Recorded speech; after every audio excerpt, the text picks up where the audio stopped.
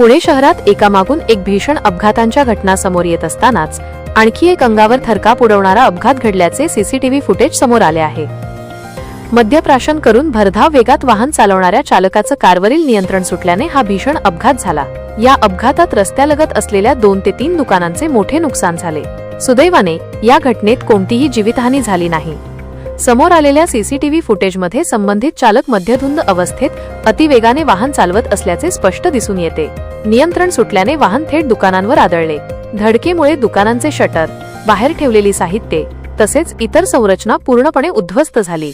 या प्रकरणातील चालकाचे नाव विशाल अशोक कविकर, वय 31 वर्षे, राहणार छत्रपती संभाजीनगर असे आहे। त्याच्या विरुद्ध संबंधित कलमान्वये गुन्हा दाखल करण्यात आला असून MH20 GK 8969 क्रमांकाचे मोटार वाहन पोलिसांनी ताब्यात घेतले आहे। फिर्यादीने दिलेल्या तक्रारीनुसार नमूद वेळेस व ठिकाणी आरोपी विशाल अशोक कविकर याने मद्यसेवन करून आपल्या ताब्यातील वाहन भरधाव वेगात बेदरकारपणे चालवले।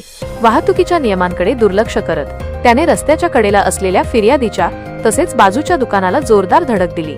या धडकेत दुकानाचे शटर, बाहेर ठेवलेले आईस्क्रीम डीप फ्रीज तसेच मयूर जनरल स्टोअरच्या बाहेरील भागाचे मोठे नुकसान झाले। तसेच आरोपीच्या वाहनाचेही नुकसान झाले। या घटनेनंतर परिसरात एकच खळबळ उडाली होती। सदर अपघाताचा सीसीटीव्ही व्हिडिओ सध्या सोशल मीडियावर मोठ्या प्रमाणात व्हायरल होत असून मद्यप्राशन करून वाहन चालवणाऱ्यांवर कठोर कारवाईची मागणी नागरिकांकडून केली जात आहे।